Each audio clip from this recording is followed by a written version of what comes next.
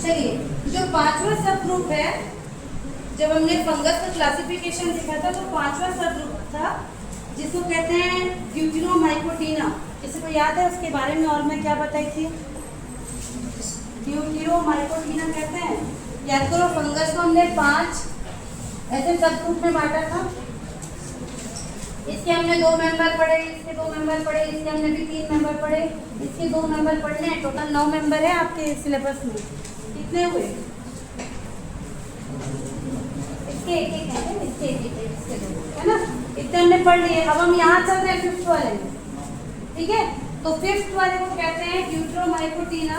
इसका एक और नाम है, इसको फंजाई इम्परफेक्टाई भी कहते हैं। उस दिन भी बताई थी। ये जो 5वां वाला जो सब डिवीजन है इसको फंजाई इम्परफेक्टाई भी कहते हैं। चालू है तो इसको फंजाई इम्परफेक्टाई इसलिए कहते हैं क्योंकि इसके अंदर जितने भी मेंबर आते हैं, इसके अंदर जितने भी मेंबर आएंगे, इनमें एसेक्सुअल रिप्रोडक्शन नहीं पाया जाता।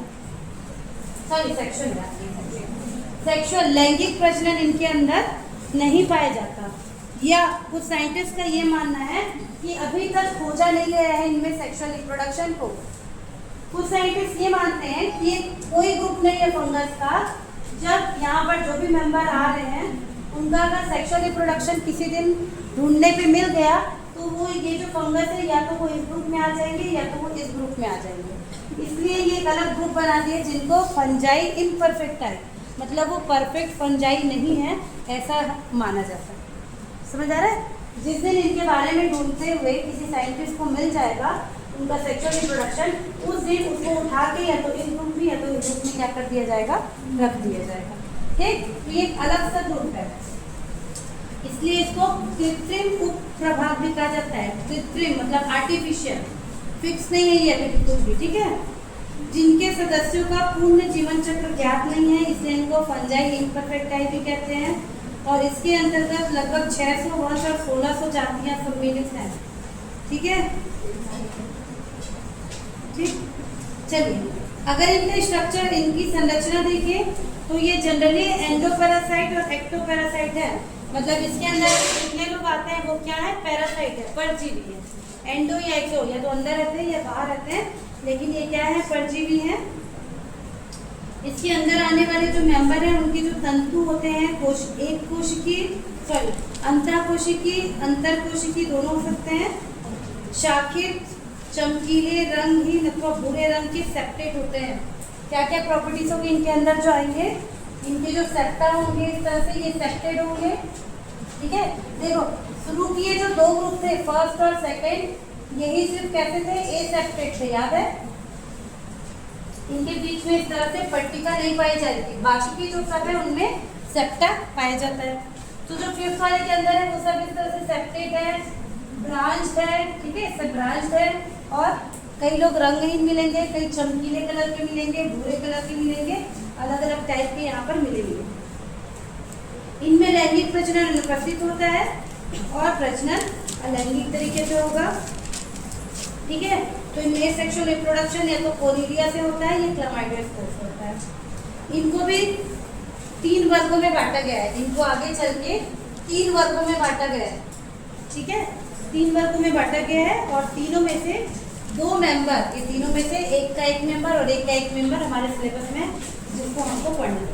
ठीक, तो एक इसमें का मेंबर है जिसका नाम है कोलिटोट्राइकम, उसके बारे में हमको पढ़ना है। तो चलिए कोलिटोट्राइकम के बारे में पढ़ते हैं। इसमें ज़्यादा नहीं मिलेगा, 5-5 मिनट का इसका बच्चा है। ये आपको इसलिए दिया है क्योंकि ये बहुत ज़्यादा रोग करते हैं। कौन सा रोग करते हैं उसको देखते हैं। इसके अंदर का एक मेंबर है, पहला मेंबर जिसका नाम है कोलिटोट्राइकम। ये भी एक क्या है, फंजाई, कोलिटोट्राइकम। कौन से ग्रुप का, लास्ट वाले ग्रुप का। ठीक है, अगर इसका हम क्लासिफिकेशन देखें, तो फिर से आपका जो डिवीजन है वो क्या आ जाएगा, यूमाइकोटा। ठीक है, यूमाइकोटा, सारे फंगस इसी के अंदर आते हैं। इसका जो उपप्रभाग है ये हो जाएगा ड्यूटेरोमाइकोटिना। ड्यूटेरोमाइकोटिना, ठीक है, जो 5th वाला प्रभाग हो गया वो हो गया। उसके बाद इसका जो ऑर्डर है वो आ जाएगा आपको मिलेनोनियल्स,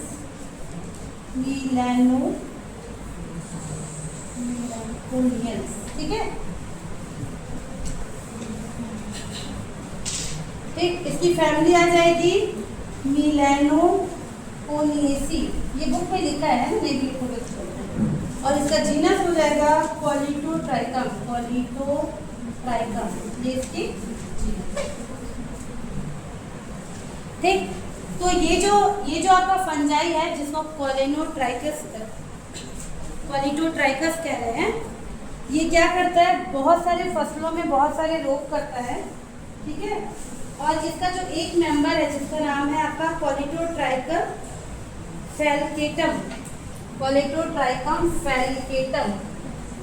फैलिकेटम, इसको आप बहुत अच्छे से जानते हो, सबने देखा हुआ है इसको। ये क्या करता है, red rot of sugarcane disease करता है, red rot of sugarcane, ये आपने देखा हुआ है।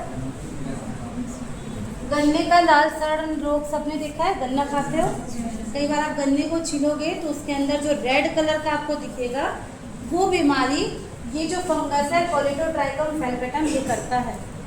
ये बहुत ज़्यादा हर देश में मिलेगा आपको जहाँ भी गन्ना है, इसलिए इसको पढ़ने के लिए सिलेबस में डाला गया।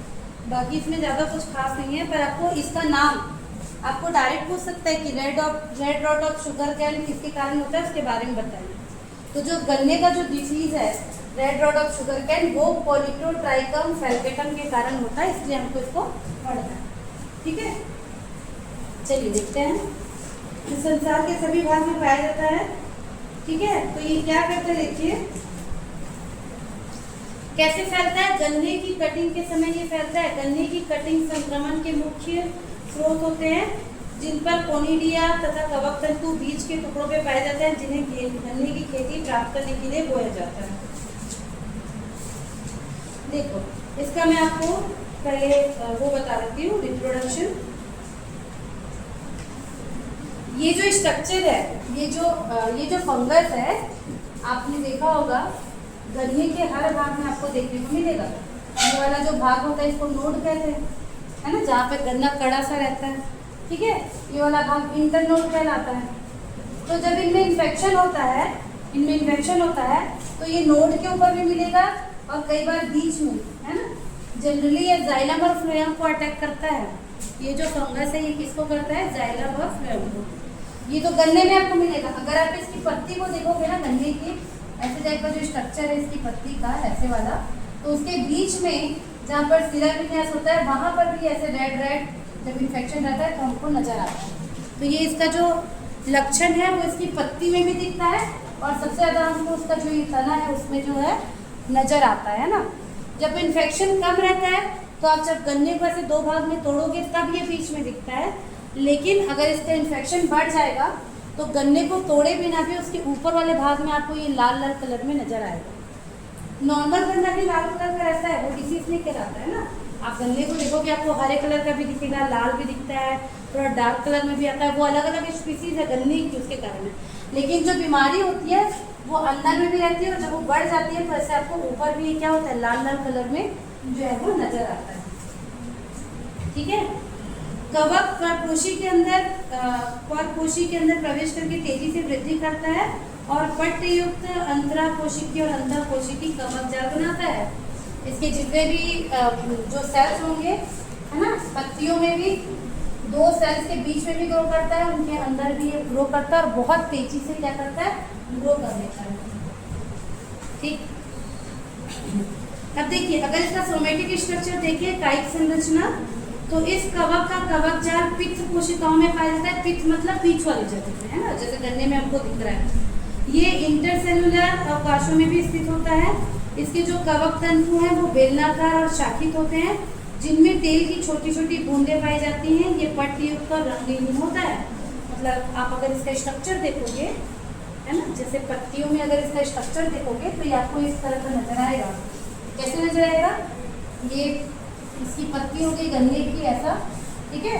तो जब ये ग्रो करता है तो ये इसका स्ट्रक्चर ऐसे नजर आता है। ये जो है फंगस है, ऐसा टाइप का बेलनाकार, ठीक है। और सेप्टेट, देखो इस तरह से सेप्टा बना रहेगा ऐसे, एक बेलनाकार और कैसा रहेगा, सेपरेट रहेगा। ठीक, इन्हीं में ऊपर स्पोर बनता है जिसको कोनिडिया कहते हैं। देखो इसके जितने भी ये सब क्या है, इसके माइसीलियम हो गए, ऐसे के माइसीलियम हो गए बेलनाकार। ठीक, तो जिस माइसीलियम में आगे चल के कोनिडिया बनेगा, कोनिडिया मतलब क्या होता है, एक टाइप का स्पोर होता है। मान लीजिए इस वाले में इसका कोनिडिया बनेगा, तो इसका कोनिडिया आपको इस शेप में नजर आता है, काजू के टाइप का शेप का रहता है, काजू जैसे दिखते हैं ना, उस टाइप का रहता है इसका कोनिडिया, ऐसे कोनिडिया, इसको हम बोलेंगे कोनिडिया। जिसमें कोनिडिया लगेगा उसको कहेंगे कोनिडियोफोर, कोनिडियोफोर। ठीक है, ये देखो ये पत्ती के ऊपर बना हुआ है, ये जो गन्ने की आपकी पत्ती है उसके ऊपर ये ऐसे ग्रो किया हुआ है, तो ये कोनिडियोफोर हो गया, जिसके ऊपर कोनिडिया लगेगा। जिसके ऊपर कोनिडिया नहीं लगेगा, जरूरी नहीं है सब में लगे, तो कुछ होते हैं स्टेराइल, स्टेराइल मतलब जिनके ऊपर कोनिडिया नहीं बनेगा, इसको कहते हैं सीटी, SETAE, जो भी बोल रहे हैं SETAE। सभी के ऊपर कोनिडिया नहीं लग रहा है, जिनके ऊपर कोनिडिया लगेगा उसको कहेंगे कोनिडियोफोर, जिनके ऊपर नहीं लगेगा उसको कहेंगे सीटी। तो यहाँ भी हम बना देते हैं ऐसे कोनिडिया, ऐसे। ठीक है, इस तरह से कोनिडिया बनता है, यही इनका लाइफ साइकिल है। यही कोनिडिया जाके नीचे गिरेगा और ये मिट्टी में बहुत दिन तक पाया जाता है। जैसे मान लीजिए गन्ने का बहुत बड़ा बड़ा सा खेत लगता है, अब किसी गन्ने में इन्फेक्शन है, जब आप उसको हार्वेस्ट करने जाओगे, गन्ने को काटने जाओगे, उसकी पत्ती में ये इस तरह से निकला हुआ रहेगा या अंदर रहेगा, इसमें से तो खैर नहीं गिर सकता, लेकिन मान लीजिए पत्ती की सतह पर ऐसे लटका हुआ है और आपने वो फसल को तोड़ा, तो ये जो कोनिडिया है ये झड़ के नीचे गिर जाता है मिट्टी में, और गिरने के बाद वहाँ बहुत दिन तक पड़े रहेगा, और फिर जब आप गन्ने का वो उगाओगे फिर से, तो ये क्या करता है, फिर से पूरा इन्फेक्शन कर देता है। एक बार अगर किसी खेत में ये वाला इन्फेक्शन हो जाता है तो गन्ने बहुत सालों तक ये खराब निकलते हैं, क्योंकि ये पूरे मिट्टी में फैला रहता है, मिट्टी से कैसे हटाओगे इसको, है ना। ठीक है, चलिए आगे इसके पॉइंट देखते हैं। तो जो कॉलिटोट्राइकम है इसमें अलैंगिक प्रजनन कोनिडिया द्वारा होता है, जो आपको दिख रहा है कोनिडिया। प्रारंभ में कवक जाल के कवक तंतु बहुत धीमी गति से शाखाएं बनाते हैं, परंतु बाद में तेजी के साथ शाखित होने लगते हैं। ठीक है, कुछ समय वृद्धि के बाद पित्त में क्रोमाइडोस्पोर बनते हैं। ठीक है, जो मृदा में लंबे समय तक जीवित रहते हैं।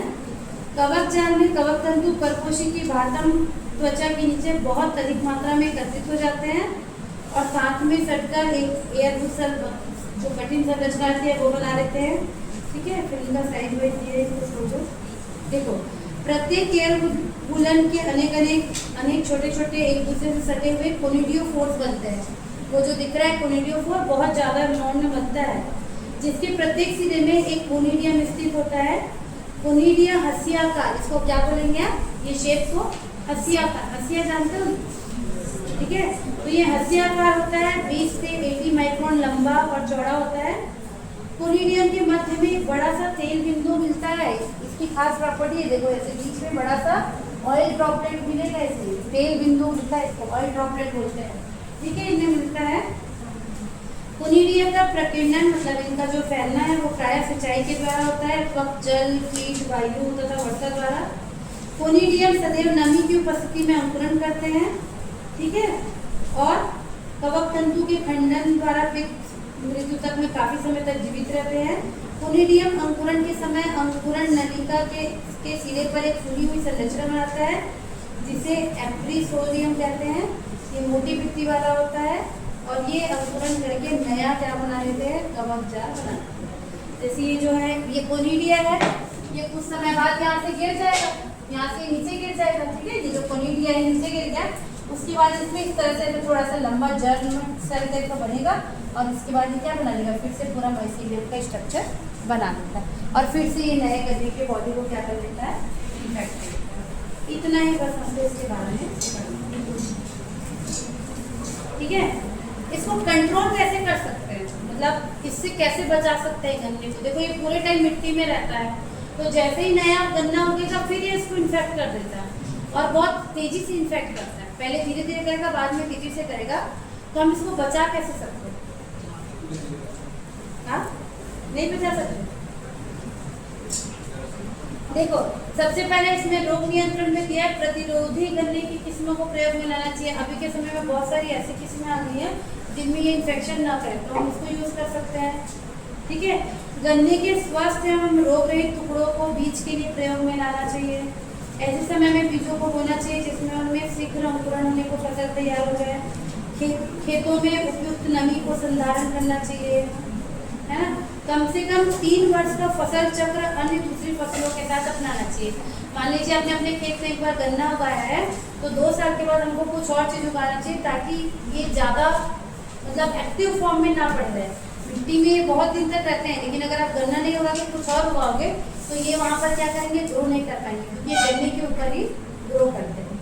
ठीक है, फसल की कटाई के बाद गन्ने के ठूठों को जला देना चाहिए। उसका छोटा छोटा भाग बचता है, अगर उनमें इन्फेक्शन था तो उसको आप जला दोगे तो ये पूरी तरह से खत्म किया जा सकता है। और अगर नहीं किया तो ये मिट्टी में ही रह जाएगा और फिर से नए गन्ने को क्या करता है, बहुत ज़्यादा इन्फेक्ट कर देता है। ठीक है, इतना ही हमको इसके बारे में पढ़ना है। ठीक, चलिए एक अगला स्पीशीज है लास्ट फंगस का, जिसको कहते हैं अल्टरनेरिया, उसको देख लेते हैं। अल्टरनेरिया, हेडिलरी अल्टरनेरिया, ये भी इसका मेंबर है। जो दूसरा नाम है उसका नाम है अल्टरनेरिया। लिखो अल्टरनेरिया। आखिरी मेंबर 9 जो दिया हुआ है उसमें अल्टरनेरिया आखिरी है। ठीक है, तो इसके अंतर्गत इसकी जो क्लास होती है, इसका क्लासिफिकेशन देखते हैं। इसको क्लासिफिकेशन देखते हैं, इसका भी डिवीजन हो जाएगा यूमाइकोटिना। लिखो साथ में, बात नहीं, इसका सब डिवीजन हो जाएगा ड्यूट्रोमाइकोटिना।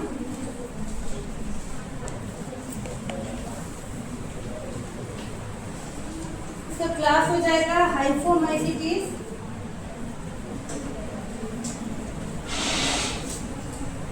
ठीक है, इसका ऑर्डर हो जाएगा मोनिलियंस। फैमिली हो जाएगी रेमिसिएशी।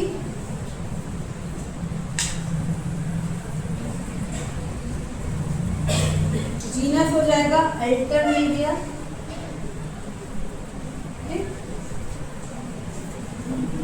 आखिरी है ये जो आपका 5th ग्रुप है, फंजाई इम्परफेक्ट टाइप बोलते हैं, उसका ये आखिरी मेंबर है। ठीक है, अल्टरनेरिया।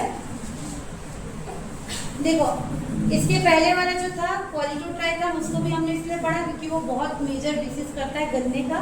गन्ने को नकदी फसल भी कहते हैं, पता है ना क्यों बोलते हैं? क्योंकि उसको बेच के बहुत सारा जो है गुड़ वाला जो शक्कर तो उनको उससे मिल रहा है ना, तो उसको नकदी फसल बोलते हैं और वो उसमें रोग कर रहा है, इसलिए उसको पढ़ रहे हैं।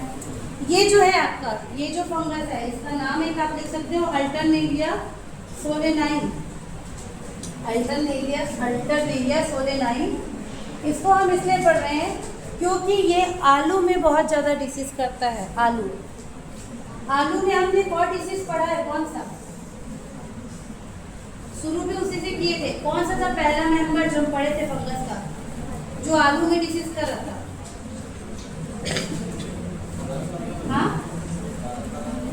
हाँ, पहले पढ़े थे फंगस कौन सा जो आलू में बहुत ज्यादा डिसीज करता है, बीमारी? Late blight of potato. कौन करता है? कौन करता है? याद करो, ये जो हम लोग 9 मेंबर पढ़ रहे हैं, इसमें का जो सबसे पहला मेंबर था जिसका नाम था फाइटोप्थोरा, है ना, वो आलू में डिसीज कर रहा था, लेट ब्लाइट ऑफ पोटैटो। जो अल्टरनेरिया है, जो ये आखिरी वाला है, ये भी आलू में डिसीज करता है। इसको कहते हैं early blight of potato. Early blight of potato. Early blight of potato. देखो आलू से शुरू करके आलू में खत्म कर रहे हैं, याद रखिए, है ना। लेकिन नाम अलग है। जो पहले वाला पढ़े थे वो था late blight of potato. Late blight of potato जो फाइटोप्थोरा जो था ना, पहला जो मेंबर जो हमने पढ़ा था, वो आलू में डिसीज करता है, उसको लेट ब्लाइट ऑफ पोटैटो कहते हैं। अल्टरनेरिया सोलेनाई जो डिसीज करता है उसको अर्ली ब्लाइट ऑफ पोटैटो कहते हैं। ये भी आलू में ही मिलता है। आलू में और आलू के फैमिली के मेंबर के, और जैसे टमाटर में, इसके अलावा कुकुम्बर खीरे वाली फैमिली में ये जो अल्टरनेरिया का जो मेंबर है वो सब इसमें बीमारी करते हैं। तो आलू का ये बहुत बड़ा बीमारी है, इसलिए इसको आपके सिलेबस में डाला गया कि आप इसको पढ़ो। ठीक, तो हम किसको देख रहे हैं? Alternaria solani. ये इसका वर्गीकरण स्थिति है। ठीक है, किसमें आता है? ड्यूटेरोमाइकोटिना में आता है। ड्यूटेरोमाइकोटिना ये वाला ग्रुप है। इसका भी आज तक सेक्सुअल रिप्रोडक्शन इसमें नहीं देखा गया है। जिस दिन मिल जाएगा उस दिन हो सकता है ये किसी और ग्रुप में चले जाए। ठीक, तो अगर हम इसका ये जो ऑर्डर है ना, ये किस ऑर्डर के अंदर आ रहा है? मोनिलिएसी ऑर्डर के अंदर आता है। अगर हम इसके बारे में देखें तो इसके अंदर जो कवक आते हैं ये पट्टीयुक्त, शाखित, रंगहीन या काले कलर के होते हैं, परजीवी टाइप के होते हैं, और ये पादपों पे और मनुष्यों में दोनों में रोग करते हैं। भाई इंसानों में भी ये अल्टरनेरिया जो है वो डिसीज करता है। ठीक है, इसका कवक जाल भूरे अथवा काले रंग का होता है। ठीक, चलिए इसको देखते हैं। Early blight of potato disease करेगा। हिंदी में इसको आलू का पूर्वभावी अंगमारी रोग कहते हैं। उसका नाम अलग था, इसका नाम है आलू का अर्ली ब्लाइट का मतलब पूर्वभावी अंगमारी रोग। अल्टरनेरिया सोलेनाई का होता है। शुरू में ये जो होता है पत्तियों पर पीले भूरे रंग के धब्बे उत्पन्न करता है। पत्ती के ऊपर ऐसे आपको धब्बा धब्बा दिखाई देगा, जो आलू की पत्ती होगी ऐसे, उसके अंदर ऐसे ऐसे पीले भूरे रंग का धब्बा बनाता ही है। कई बार ये पूरा आपस में जुड़ जाता है। जो छोटे छोटे धब्बे बनने चाहिए वो आपस में बढ़ के पूरी पत्ती को ही क्या कर देता है? खराब कर देता है। ठीक है, इसकी आलू के ठीक पीले भूरे रंग के धब्बे बनाता है। कुछ धब्बे छोटे और कुछ बड़े आकार के होते हैं जो पत्ती की सतह पर बिखरे रहते हैं। ये धब्बे प्रायः गोल होते हैं और पत्ती की सिराओं के समीप कोनाकार के होते हैं। ठीक है, कई बार ये धब्बे आपस में मिलकर एक बड़ा गहरे भूरे रंग का अथवा काले रंग का धब्बा बना देता है। ठीक,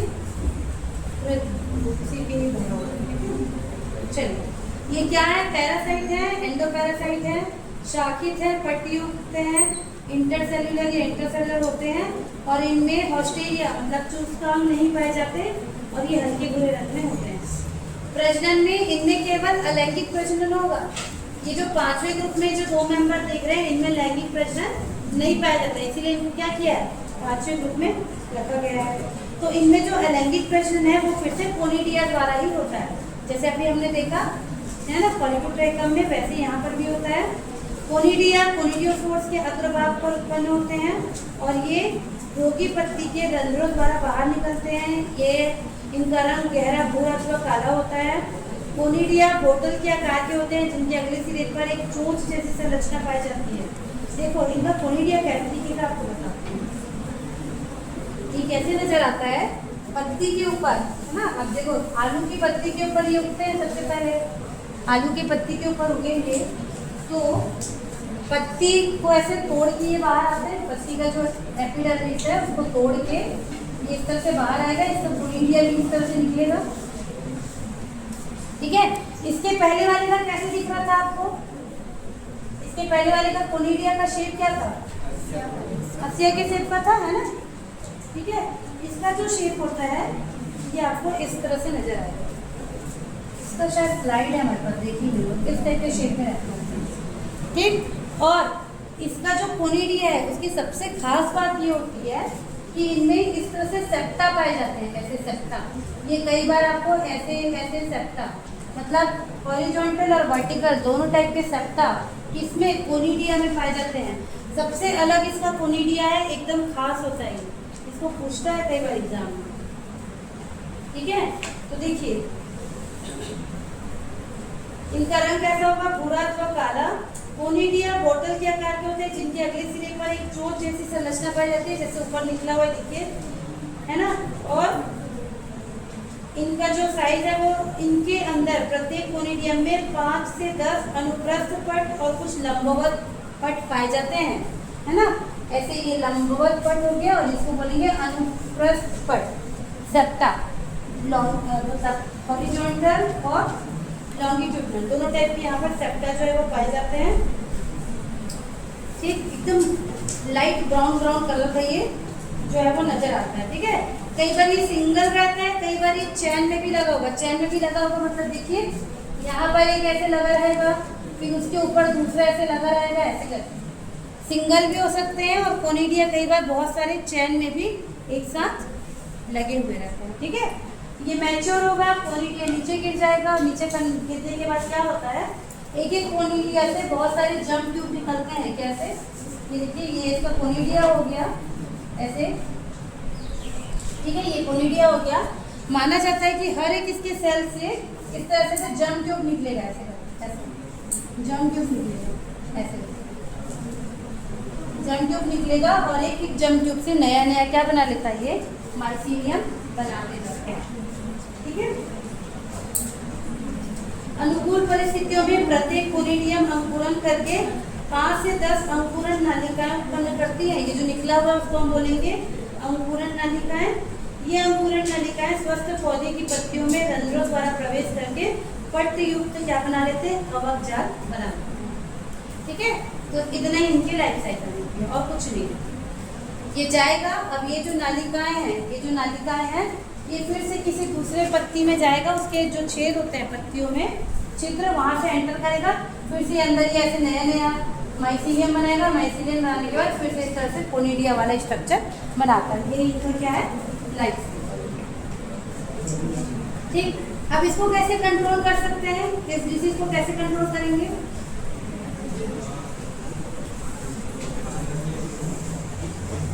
खेतों से आलू के पौधे के सड़े गले मलबे को निकाल देना चाहिए। देखो ये पत्ती में इन्फेक्ट करेगा, है ना, पत्ती में इन्फेक्ट करेगा, धीरे धीरे वो इन्फेक्शन तने में जाता है और तने में जाने के बाद ये नीचे जो इस पे आलू लगे रहते हैं उसको भी इन्फेक्ट करता है।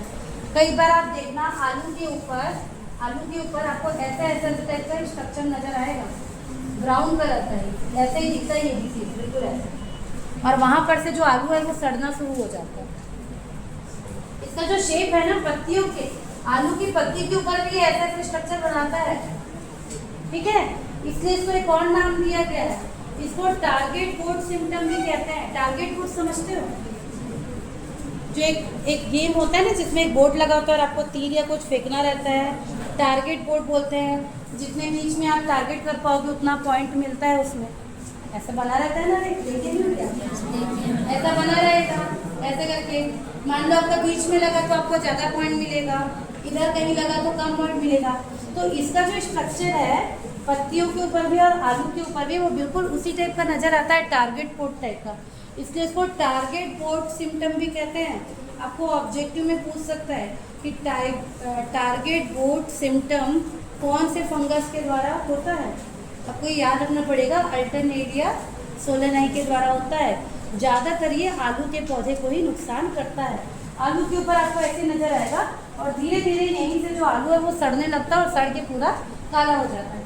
तो अगर आपने आलू की खेती की और किसी पौधे में आपको ये नज़र आ रहा है तो उस पौधे को तुरंत वहाँ से हटाना पड़ता है आलू के सहित। अगर उसका टुकड़ा भी रह गया तो फिर से नया इन्फेक्शन करते हैं, ठीक है। तो ये इसका नियंत्रण ऐसे होता है।